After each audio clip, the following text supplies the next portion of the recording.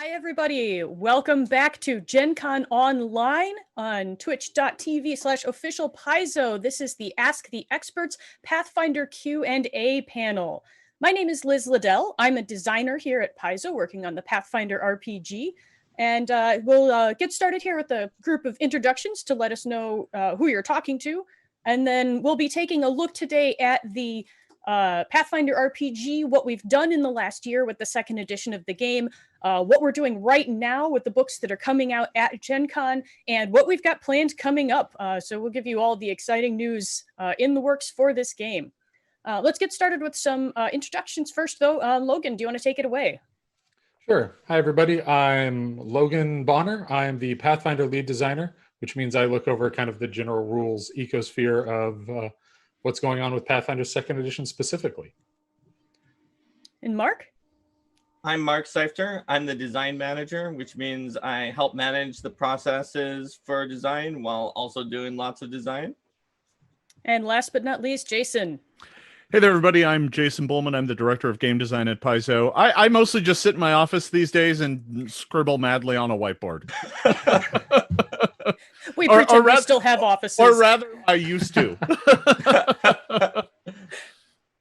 And as I said, I'm Liz Liddell. I'm the newest member of the design team, and I'll be moderating our panel today. So, holy whoa, everybody. What a year it has been. 1 year ago, at Gen Con, we launched the second edition of the Pathfinder role-playing game. Can we get our first slide here and take a look at this cover of this book that I hope you have all seen? We're really excited about it. It has been a heck of a year. Jason, you want to talk a little bit about the books we launched last year and how it's going?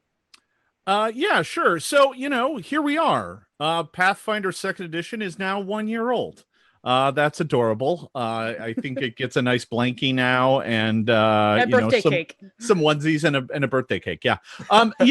This game was, several years worth of really dedicated effort by not only this team, but everyone at Paizo to kind of re-envision and reimagine what the Pathfinder role-playing game could even be. The game was 10 years old at that point in time, first edition was, and it had begun to show its age. There were things that we knew we wanted to fix, things that we knew there had to be a better way to do it. That's not to say first edition isn't a great game. We still love it. But it had become time for us to explore, kind of strange new worlds. And second edition really gave us a chance to do that. And Liz, I can't see the slides, so you're going to have to advance it whenever you feel like it. No worries. I have real ultimate power over the slides here. By all means. So that's kind of where we've been. Last year we relaunched the core rulebook and the first Bestiary, and then we have not slowed down since then. It has been a heck of a year. So one of the next books we came out with, hot on the heels of the launch of the game, was the Gamemastery guide. If we can go to the next slide. In the true tradition of putting Rune Lords on the covers of our Gamemastery guides, we have an updated cover here. It was just a one-off. Now it's a tradition. Now it's a tradition, right? So it's going to stay. We can only do 7 more editions, guys. One is a point, 2 is a line. Yeah. No. All right. So the Gamemastery guide is the third of what we envision as a 4-book foundation for this game. This is the book for the Game Master to really get into all of the rules options and to give you all of the tools that you need to run whatever campaign you're imagining in the Pathfinder Second Edition rules set. And it's kind of a fun project for me because it was happening right as I was transitioning into the design team. So it's I have worked on this book as a freelancer, as an editor, and as a designer. So I've kind of had my hands in every stage of the sausage. And we should have had you do some drawings. No, you shouldn't have. I did Steven's some copy fitting. That's book, as close as it's gonna get. Yeah, that's fine. Yeah. But this book is just absolutely jam-packed with tools. One of the most awesome pieces that we use all the time are, of course, the monster creation rules. But there's also rules for creating hazards, an entire suite of NPCs for you to drop into your game, a lot of variant rules for you to sort of mix it up and change the flavor of your game to fit the campaign that you've got in mind. And that book is out. It is widely available, and if you haven't checked it out, you should pick it up. It's a really good addition to the sort of core foundation of this game. hot on the heels of the Gamemastery guide because we are merciless in our schedule here. If we can move to the next slide, we have already released the second Bestiary volume. And let's take a look here. Mark, did you? It seems like you've worked on this. Do you want to take it away? How about Logan? Logan, you want to talk about I the think we're Bestiary looking for at a a bit? slightly different outline from each other, Liz. It happens. Sure. So Bestiary 2 kind of provides. Bestiary 1 was like a real exercise in how much can we fit in this one book without killing ourselves getting it out. So Bestiary 2 kind of takes like the remaining ones that didn't quite make the cut in Bestiary 1. It also adds a whole lot of like brand new, really cool monsters. It has a whole bunch of Fae in it. So if you like Fae, it's a great book for that. We find every Bestiary tends to end up having like a sub-theme or two of a certain type of monster that appears in it a lot. And Fae are kind of the big one for Bestiary 2. So it's kind of like Bestiary 1, just a whole pile of monsters for you to use. Awesome. And Logan, we're going to stick with you for a... Nope, I'm trying to do it wrong again. Mark, can I hand it back to you to talk about the book that's coming out right now? If we can go to our next slide. Of course, this is the darling that we're all talking about. This is the book that just came out 2 days ago, the Advanced It's Pathfinder's Player's Guide. first birthday present. Oh yeah, right. Happy birthday. Have more rules. So, like Liz was saying, there's 4 table legs that make up the edition, the core rulebook, the Bestiary, or maybe possible multiple Bestiaries, the Gamemastery Guide, and the Advanced Player's Guide is the 4th leg of that table, the foundation of the game. And the way the Advanced Player's Guide works, it's right in the name, all sorts of player options to advance your game and just really open up the possibilities for what kind of characters you can build. So a lot of the top liners are going to be the new ancestries, the cat folk, the kobold, the orcs, the rat folk, and the tengu, plus the versatile heritages, Aasimar, Tiefling, Duskwalker, Changeling, and Dhampir. The new classes, the investigator, the swashbuckler, the oracle, and the witch.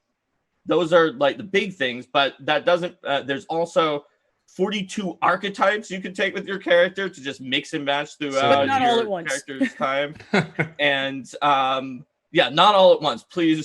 What's the most you could get? I think you could get 3. what, 3 on a character? Yeah. Oh no, you could get Well, more you than technically that. 4, but I think you could complete 3, probably I think. get maybe up to probably not quite 10. You take an investigator or a rogue, then you take a dedication that has only skill. It has at least 2 skill feats with low requirements. Oh, that's right. All right, out of all it, right, such all as- right. such as medic. We believe win, you, Mark. You got win. it. But then additionally, there's general feats, skill feats, spells, magic item, new alchemical items like mutagens and bombs. There's more of everything in the APG, and that's what we got. So, Awesome. but before we move on to anything else, I want to interject here. You know, when we were designing this game, one of the big points in the design of it was to kind of bring all of the kind of innovations and rules systems from first edition all under the hood, right? To make space in the game for kind of everything to exist. When we did first edition, you know, the APG came out a year after the core rulebook. We had no idea that archetypes were a thing when the first edition core rulebook was being put together. We certainly knew that archetypes were a thing when we put together the second edition core rulebook. So building space into the game, into the engine, into the chassis, for not just everything in the Advanced Player's Guide, but for everything in the Gamemastery Guide, for everything in the books to come, was one of our initial goals. Now, eventually we'll, I'm sure, invent a thing that we're like, oh, we didn't even think of that. But at least for right now, these books are fulfilling the promise of the design, right? You know, we kind of really wanted to make a game where archetypes were a native part of the system, kind of built into the chassis, so that when you plugged one into your character, it felt like it was supposed to be there, like it was part of what the game intended. And the APG really pays that off. So I will take a moment to note that this is a Q&A panel, but we're gonna talk first and answer Qs later. But if you put your Qs into the Twitch chat, I am watching you, all of you, and I will be pulling out questions for us to tackle as we go. So put your questions in there. It's helpful if you can at the Paizo account so that they show up and we see them. But with that, let's take a look at what's coming down the pipeline. If we can have our next slide, Jason, I'm going to hand it right back to you to talk about the beginner box. So, yeah, Eric stopped by the office yesterday, or the office. Oh boy, Here, everybody. That's I've ridiculous, Jason. Clearly, you're at Gen Con in Indianapolis. I've been in this room for so long now, I'm starting to think of it as my office. But he stopped by my place yesterday and handed me one of the first production samples of the beginner box. This is really our big attempt to kind of take the game and make it something that you can hand to a brand new player, someone who's never played a role-playing game before, and they get everything they need inside this box to learn how to play. They get dice, they have characters, there's a solo adventure, there's, I mean, to be honest, if you know the first edition beginner box, we didn't change the formula over much. There are some new interesting things in here. There's like some rules reference cards that a cool innovation from the Starfinder beginner box. We added some action tokens, so you can have some tokens in front of you. That way you remember how many actions you have. There's some fun, innovative things in here, and there's an awful lot packed into this box for just $39.99. This comes out in October. I think it's October. I think November. Is it November? Did we slip to November? Holidays. Sure. Holidays. It's for the holidays. Yeah. I would have misspeak. But I'm going to be doing a lot more talking about this, including opening up this box and taking a peek at what's inside in the interview that happens right after this panel. So when we're done with this panel, stay tuned and we'll be investigating what's inside the magic box.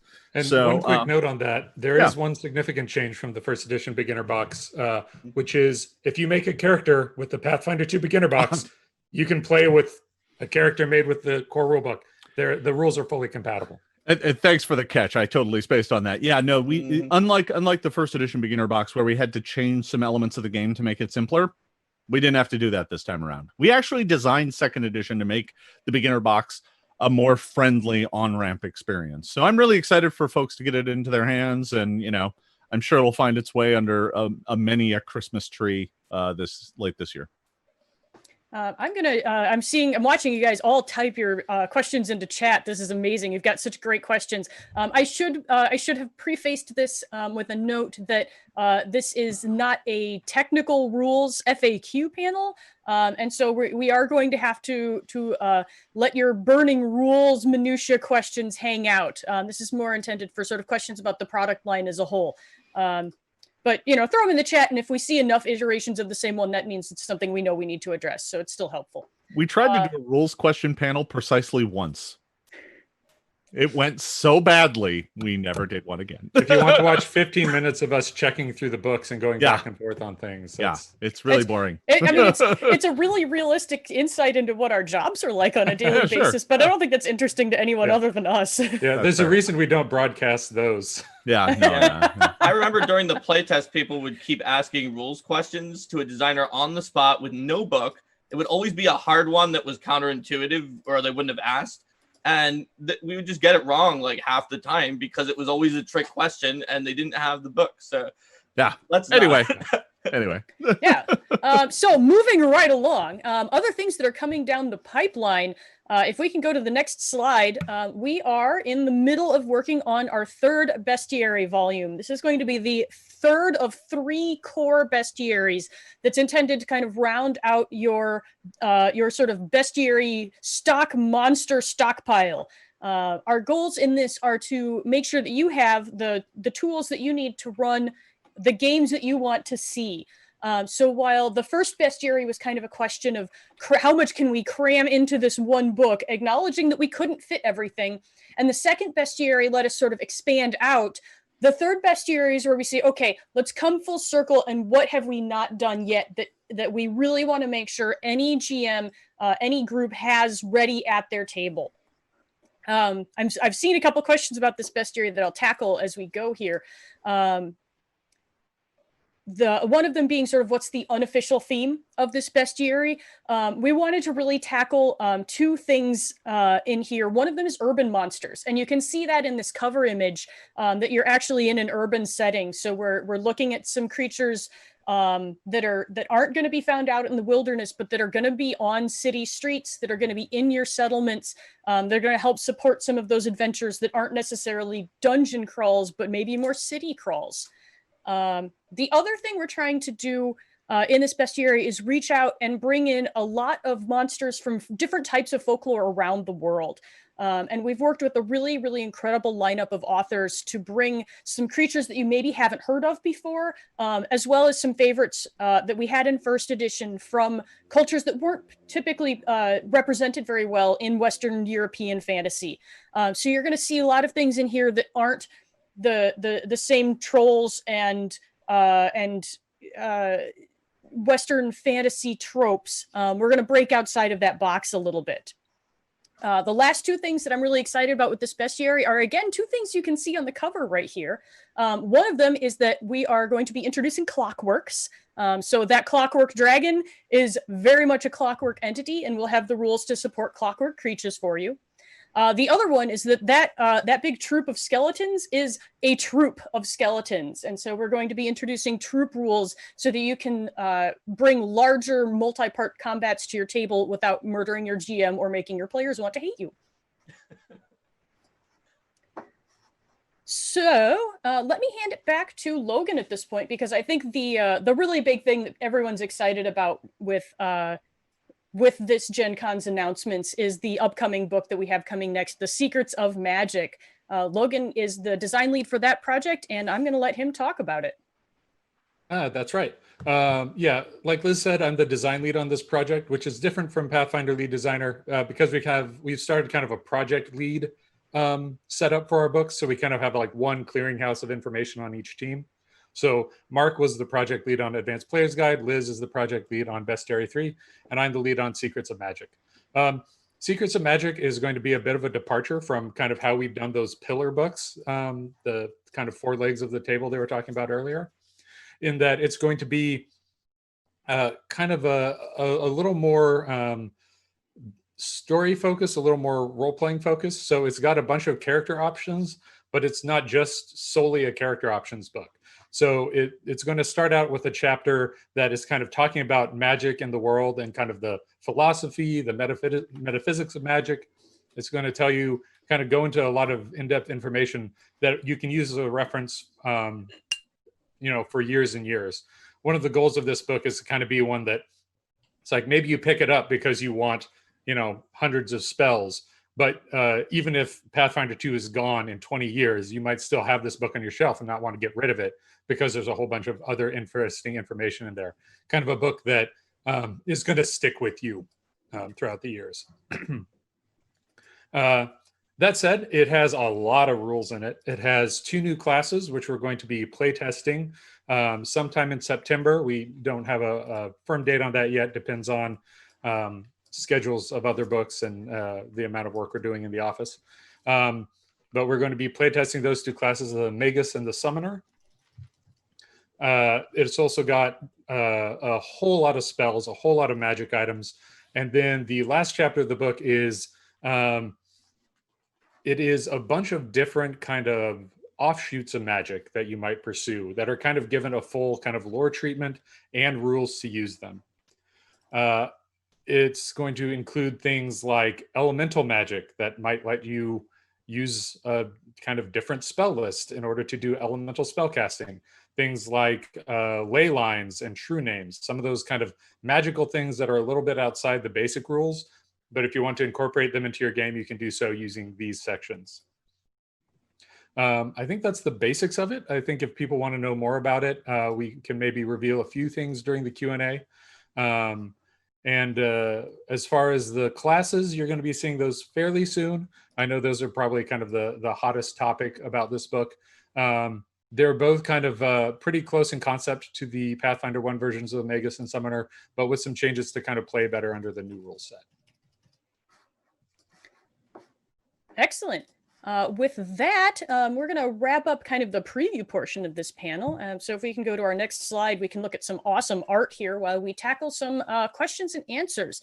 I'm going to lead off by actually passing it back to Logan for a minute, because we've gotten a bunch of questions from the chat about what the Summoner and the Magus are going to look like. How much are you comfortable sort of teasing out what kind of design direction we have there? I'll talk about the Magus a little bit. I kind of did the initial design of it. With classes, they tend to kind of pass through everybody's hands in the department. So we've all seen them or are about to see them. And once I talk about the Magus, then I'll kick it over to Mark, who did the initial design on the Summoner. So the Magus is still going to be casting spells and doing martial combat stuff. We found that the thing that people enjoyed the most in first edition about the Magus was really kind of doing that spell combat, combining their spell and their attack together. So that's kind of the nexus of the class.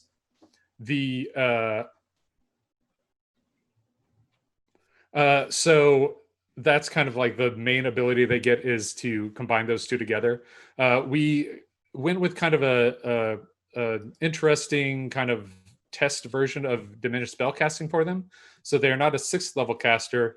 They are a 9th level caster, but they don't get as many spells. And you'll see kind of the details on that when the playtest drops. I think that's the main information about them. Mark, do you want to talk about the Summoner? Sure. So with the Summoner, they have a very similar, though spontaneous, form of that limited 9-level spellcasting to give you just a splash of very powerful spells, in addition to the fact that they have an Eidolon, which if you weren't there for Pathfinder First Edition, the Summoner has this powerful Eidolon that is this creature that is usually from another plane and can't really manifest in the physical world without this conduit and link to the Summoner. And so by working together with their Eidolon, the Summoner has a ton of options. And the Eidolon is no mere minion or animal companion. It is a true partner for the Summoner. They share a lot of things together, and they fight together on the battlefield, though there is going to be a 1st level feat option in the playtest to summon the Eidolon into your own body, called Synthesis. And if you want to mostly be playing like some kind of weird... Jason's Eidolon has appeared. Yeah. Yeah, that was Jason summoning his Eidolon. It's easy to do with a snack. That seems like it might have been a primal beast Eidolon to me. So you probably are casting primal spells if that's your Eidolon, Jason. Yeah, this playtest, like a lot of them, has kind of like a subset of Eidolons. So probably not. We'll probably have more in the final book. And the Magus has, quite a few feats and build choices, but maybe we'll have more in the final book as well. Rango is definitely a cult, by the way. Oh, definitely a cult. Okay, yeah. from beyond. All right, yeah. fair enough. The cult of Rango. All right. So I'm going to start going into some questions here. One of them, I'm going to kind of do a group. I'm going to address a whole bunch at once. So everybody bear with me. If you have a rules question, where do you put them so that we see them, including things like when you're seeing that classes aren't balanced right, or you think that there might be a mistake somewhere, go to paizo.com and put them on our message boards. We have rules, questions, threads. We do watch those. And that's where we do a ton of information gathering for when we do need to address some rules questions, do FAQs. So we're watching that. That's the best way to get those in front of us. Then the first one of these, but there's been a whole swath of questions about future options for existing classes. So things like, will witches get future options for more hex cantrips? Or for the core classes like fighter and rogue, particularly in the magic book, but in other products as well. Logan, since you've got the next big hardcover coming up, do you want to talk about that? Sure. So one of the things we're kind of focusing on is putting things in the best place for them. So if we're going to be bringing in like new witch patrons, new oracle curses and that sort of thing, we kind of look at like, where is the best place story-wise to put this? So in the magic book, for example, you're not going to see a chapter that's like, here are 4 pages of bard feats, and here are 4 pages of cleric feats, and here are 4 pages of druid feats. Instead, there's going to be stuff like that ley lines, true names, and other kind of subsystem section that's going to have stuff that is thematically important for those, whichever class it goes with. So if we think there's elemental stuff that's going to work really well for the wizard, that'll be back there. If there's elemental stuff we think would be really interesting for a monk, it's going to be back there. Likewise, a lot of this kind of stuff is going to be in like the Lost Omens line or in adventures, like wherever there's kind of the coolest kind of story hook for it, that's where we want to put it. We aren't focusing so much on making sure there's something for literally every class in every book, because that kind of balloons out. And you could see in some of the later first edition books, it's like, oh God, there's just so many archetypes. So we're kind of being a little more deliberate about how we put those things out to make sure that there's something more than just the rules to hook folks in. There's plenty of context and story around it. So I would actually add that, the Secrets of Magic is kind of the first book that's really beyond what we consider the core of the game. That doesn't mean it's not going to be a fun book filled with interesting options for your table, but the books that come after this are kind of like a template you add onto your game, right? So you want to add a whole bunch of expanded, robust magic to your game. Secrets of Magic is going to be the book you want to add to your table. But if you're playing like a more middle or low magic setting or campaign or adventure, then maybe that book is one that you don't bring to that table, and that's okay, right?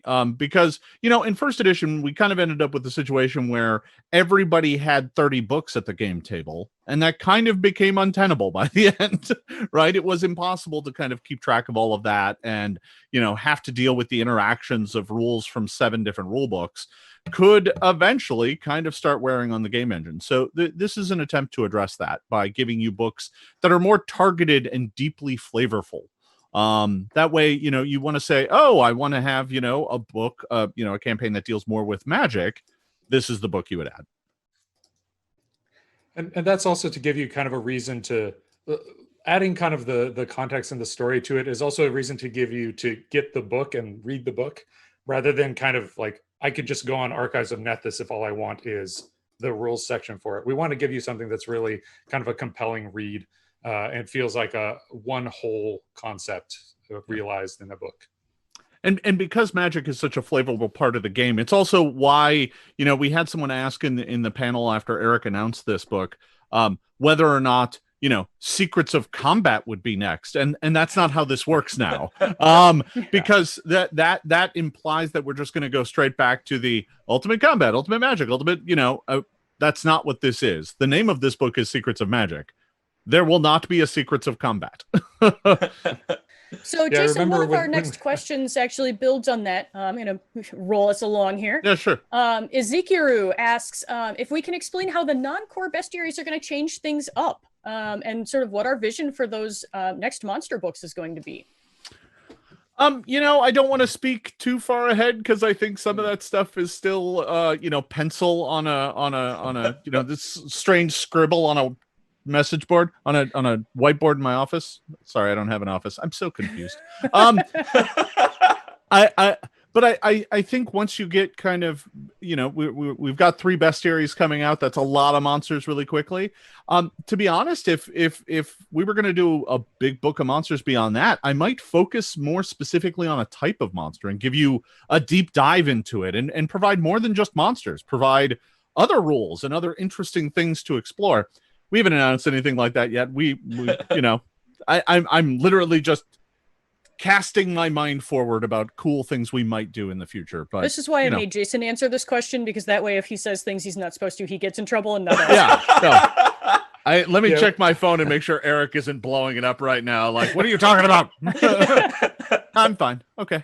You're safe for now. Yeah, we like to kind of establish those concepts early on before we need to really get into work on them in earnest, so that they can kind of marinate in our brains for a while and see what we come up with when we get to the point where we're actually spinning up the process.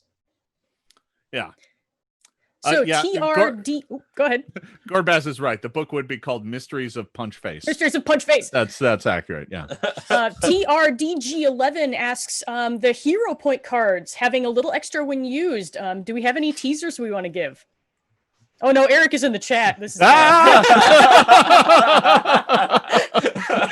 one of the hero Oh, point no. cards will have Eric Mona's home phone number on it. You can call him or Said, request how dare you any spoil secrets of game room. oozes? No, no. Everything's secrets of now. I think that maybe is Sorry, not as much as we're going to say about that right now. I guess What was the question about the hero point? the hero point cards. Yeah, if Yeah. we can do a little teasing about what we have in mind for those. Yeah, I can talk about that for a second. Yeah, spill the beans.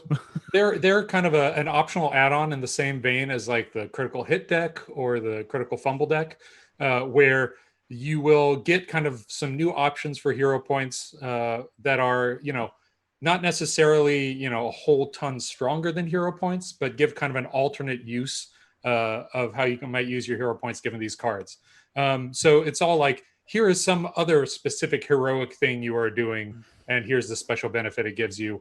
I don't want to like spoil any specific examples of what those are right now, but that's kind of the gist of it. If you like hero points and you want to expand on their uses, it'll also probably help you kind of like storytelling options by how you're spending your hero points and narrating what's happening. Awesome. So I've had several people, Logan, I'm going to keep it with you for just a second. Okay. Several different folks in the chat asking about whether the Secrets of Magic book is going to give alternate spell systems, particularly to address Vancian magic. Yes. Ooh. I'm so proud of you, Logan. That is exactly the answer. I was like, the answer is yes. Yes. Stay tuned for more. So Kemlak has a question after my own heart. Will the FAQ button ever be added to the 2E rules questions subforum? If you go to paizo.com/pathfinder/FAQ, just this past week, we've rolled out a new page with a shiny new format for handling our frequently asked questions and rules updates.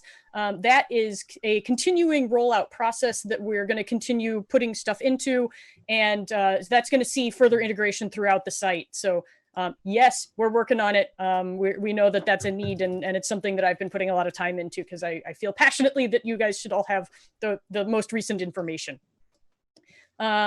Let's see here. Rhinox Rex asks, are most of the options, I think, in Secrets of Magic going to be Pathfinder Society compatible options?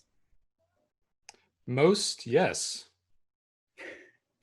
I also do want to quickly note here, like when we talk about the character options, also don't lose sight of the fact that even if there was like no new witch patron in this book, your witch is going to have just an absolute buttload of new spells to choose from and magic items that she's going to like.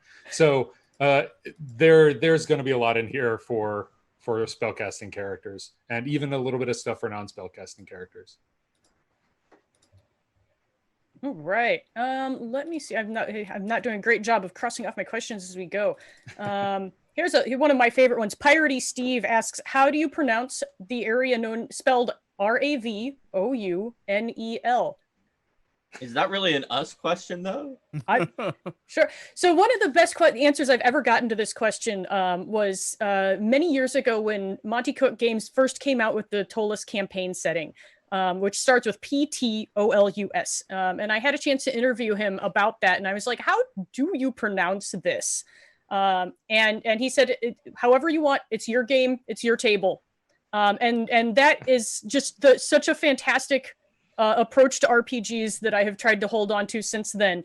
It is your game. So however you would like to pronounce that new nation in the western edges of Avestan, you go. You're not wrong. Even in the office, we say things very, very differently. You've heard on this very stream that I say Magus and Mark says Magus, I think. Usually. We pronounce deities different ways. We pronounce countries different ways. So it's sort of, and there's good old Kyra versus Kira. Kyra versus Kira, Nidal versus Nidal, Serenray versus Serenray. It's potato. Yeah. As long as you don't pronounce Ravounel Chaliax, then you're good. Snap! Oh no, you're trying to rhyme it for a song. Oh, we should chat. Hit me up on Twitter, Steve. All right. So will we see an equipment compendium soon from Techno Trooper 3?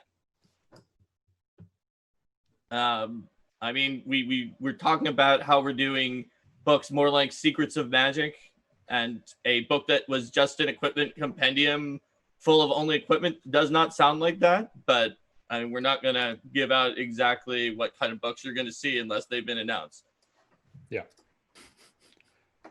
Yeah, there'll be quite a few items in Secrets of Magic, but it's not a full book that's exclusively items. But there's a lot in there, and some new types that should be interesting.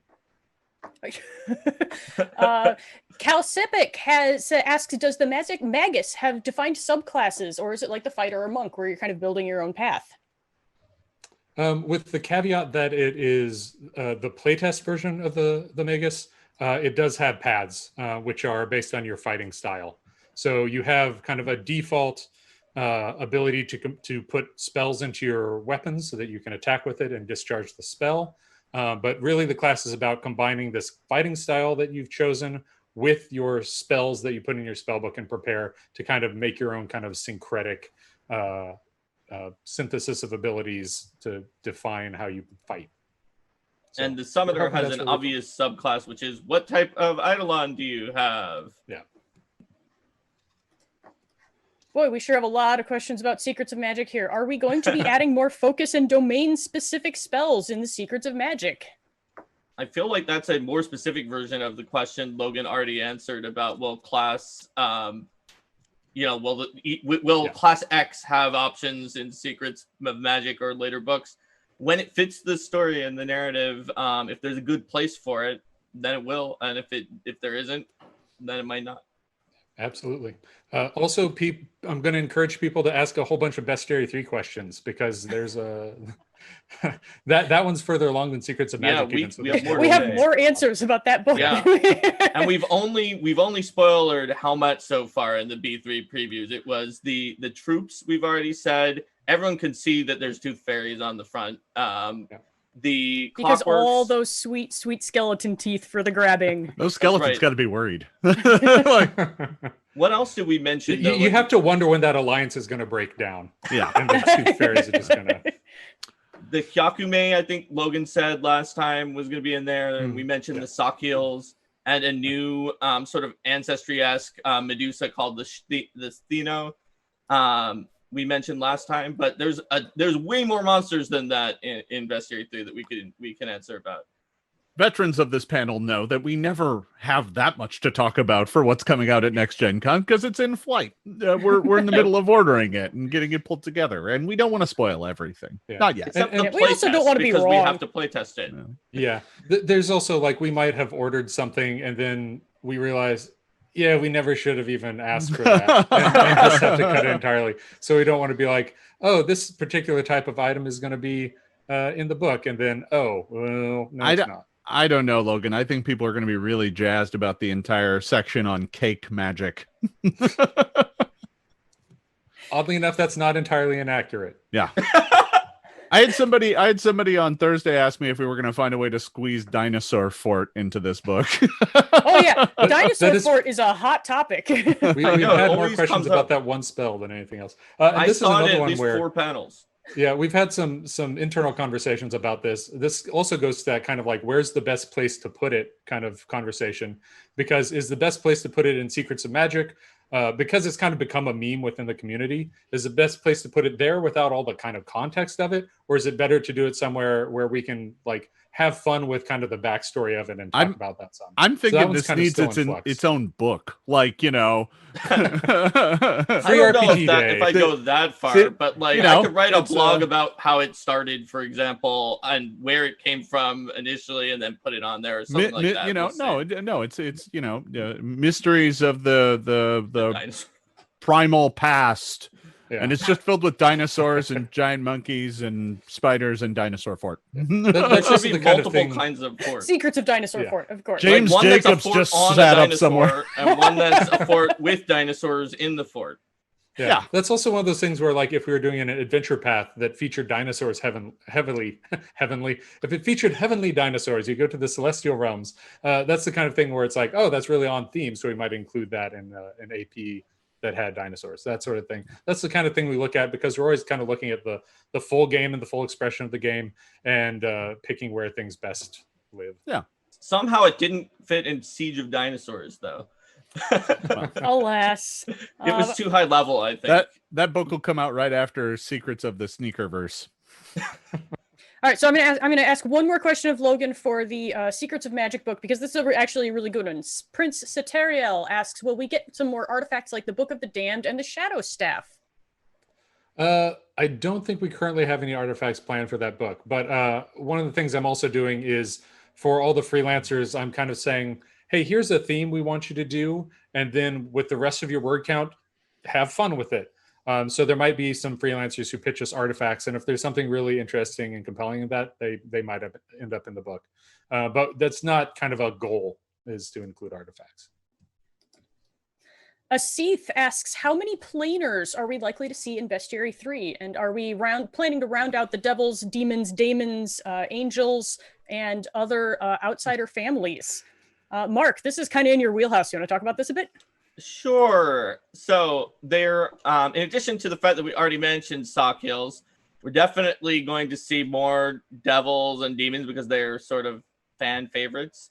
But we also have the Agathions, who have not showed up yet in the edition and really should. The Nirvana specific sort of animal-esque family from the Outer Sphere. We also have the Divs, who are sort of evil former genies who are very mad about being enslaved by humans and want to destroy everything that which was wrought by mortal kind. And the Asuras, who are sort of blasphemies of various kinds that are another evil kind, as well as just certain ones that are brand new families that might be exciting, like the Enocytes, which is an astral family that sort of picks up some of the astral creatures that you might recognize, like the Callborn, for example, but also adds in some brand new members. So it's got some new families. It's got some old families that you probably like from before. It's got lots of good stuff.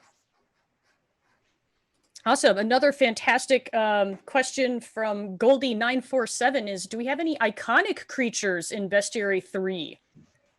And I think the answer is yes, but I suspect yes is maybe a little bit unsatisfying for this particular question. Iconic creatures as in unique individuals like Tree Razor in Bestiary 1 or the Sandpoint Devil in Bestiary 2.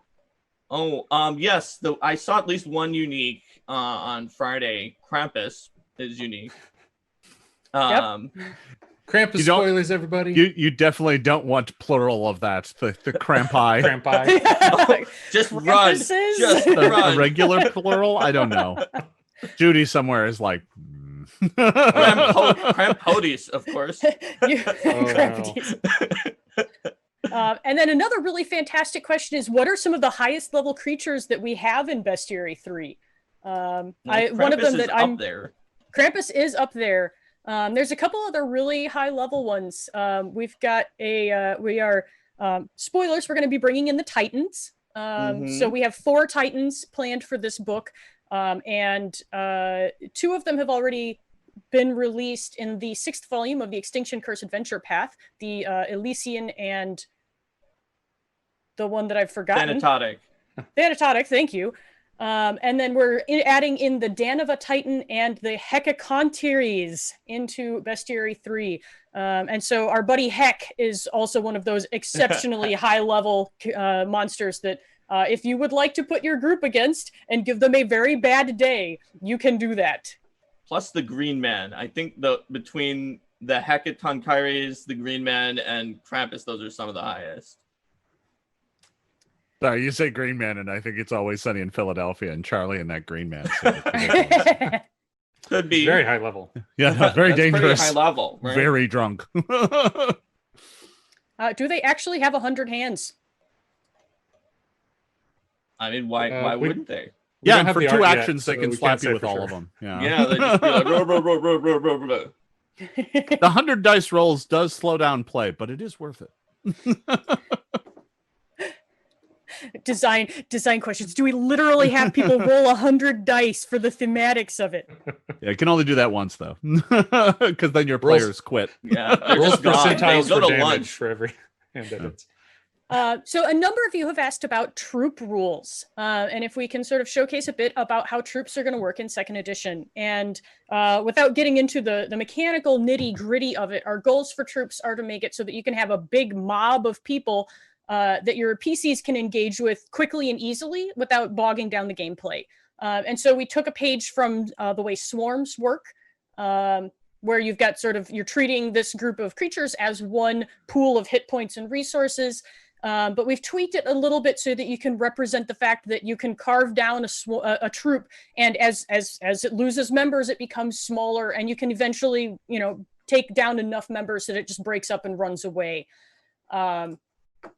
Any other pieces of that from people who've been working on them that we want to throw out there? I think that's basically it. Just that first edition troop rules were pretty much swarm, and it worked pretty smoothly at the table, but it sometimes led to a narrative experience that was a little weird, where you stabbed a dagger at 100 people and then all of them fell over or something like that. So it's trying a little bit more, like Liz said, to give you the real feel that you are fighting all of these people working together, all these monsters working together, while still making it much simpler than like what Jason said. Oh, we'll just throw 100 guys on the table and roll all of them into initiative. Yeah. That 100 die rolls is actually something we really don't like. All right. J.L. Collins is asking if Bestiary 3 plans to expand monstrous cultures to allow for more nuance in adventuring to encourage game masters to present non-combat solutions during encounters.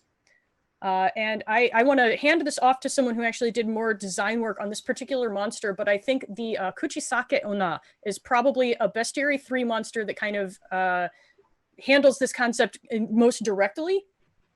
So I think maybe Mark, the D1 pass on that. Yeah.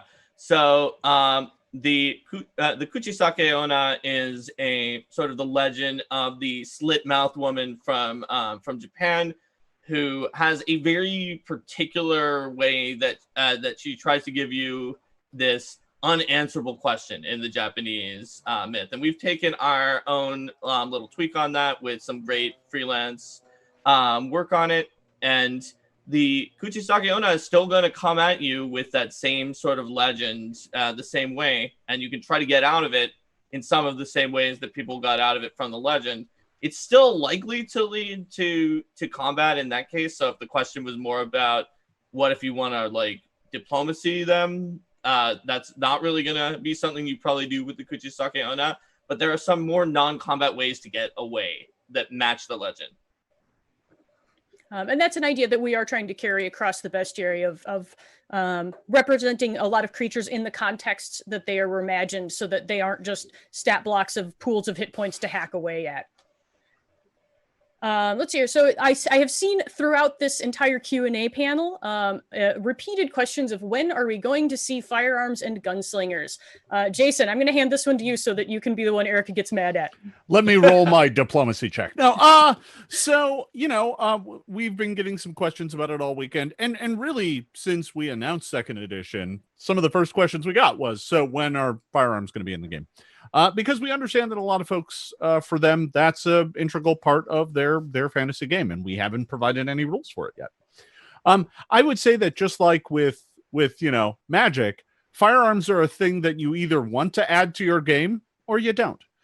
So it really does make a good bedrock piece for this new format of book. That said, we're not announcing any that have firearms in it right at this moment, but I would say that it's very high on our list of things that we are considering. Because we know that folks really enjoy the gunslinger, that firearm rules are, for many, an integral part of the Pathfinder experience. So, we're going to give it to you as soon as we can responsibly do so. So, yeah, I mean, that's kind of it. I think, we're still trying to kind of internally suss out how guns even work in second edition. There were obviously some fun ways to use them in first that maybe don't work as well in second edition. So we need to figure it out. And we But got rid of touch AC, so we can't do that anymore. well, exactly. That's kind of what I was referring to. Womp. So, but we do have some other interesting, weapon traits like fatal and whatnot that might make for interesting additions to firearms. I don't know what direction we're going to take yet. I don't want to, gaze too far into the future, but I would say that it's something we're very much considering, and I would expect you to hear some news about that from us soon. Awesome. So I have a handful of questions here that I'm going to throw at us as a speed round. And so the answers I'm hoping for are yes, no, or we don't know. Crazy Sitch 519 says, will the Bestiary have any new lineage feats for the versatile heritages just released in the APG? Mark? No player options. Ninja de Cobalt says, can we list the ancestries in the Lost Omens Ancestry Guide? Logan? Not off the top of my head, no. I know what they are, but we can't because that's not our Yeah, Mark, it's not- yes or no? Speed no, round. we can't. The answer is no. Can't. Have we thought about troops pawns? Yes. Yeah, it's really easy. You just get 20 of the regular pawns and just put That's them in not a yes or no. a Zombie Musing says, will there be battle cards for Bestiaries 2 and 3? Jason? Yes. Excellent. 2 already has them. Yeah, I think 2's already out. Is it really? I know Or, it's I don't in think flight. it's. You know what? It's not out. We've sent it to the printer. Oh, okay. It's coming. It's They coming. just somewhere. I think actually that got delayed because of COVID. To be honest, that's yeah. why. Yeah, usually it boils down to, are we still working on it? And if not, then it's like, oh, it's done. Yeah, I don't know. Eventually, it shows up at my. Oh, I was about to say my desk again, and I gave myself a sad. Oh man. All right. Two more speed questions. Round 1 gaming. Will Perry be in a book anytime soon? PERI. Yes. The I think the answer to that is yes, they are in It's like we Bestiary have 3. plenty of parrying Yes. feats already. Yeah, they are in Bestiary 3, so yes. Will there be spell cards for books such as Gods and Magic? Liz, Uh, that's one for you. not immediately. There are spell cards for the Advanced Player's Guide coming, but I've seen a lot of people asking about those spell cards for other products. So keep saying that, and maybe you'll make it happen. Yeah, we have to find a way to make it work.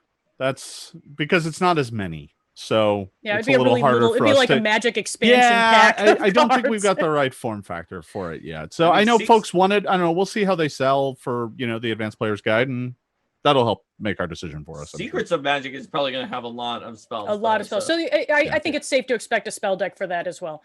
Yeah. Right. We can't really say anything until we know how the first one's sold and whether they're a viable product and all that kind of stuff. So All right, so we are coming up on the end of this panel, so it seems like a good time for us to kind of wrap things up here. Again, I am Liz Liddell. I'm the newest member of the design team. I'm on Twitter at LizMayTweet, and I would love to hear all of your stories about what you're looking forward to, how you're using our games, and I would love to hear about your character, so bring me your stories. Logan. I'm on Twitter at Logan Bonner. And I sometimes talk about Pathfinder on there and sometimes just retweet dumb memes. Mostly. Mark, you want to tell people how to get a hold of you? Sure. I'm Mark Seifter, as it says there, design manager, and I'm at Mark Seifter, just my first name, last name on Twitter. But you can also check me out on Twitch at twitch.tv/arcanemark, where on Tuesdays and Saturdays we do with Linda Zeiss Palmer a variety show, and on Thursdays some interviews. And Jason.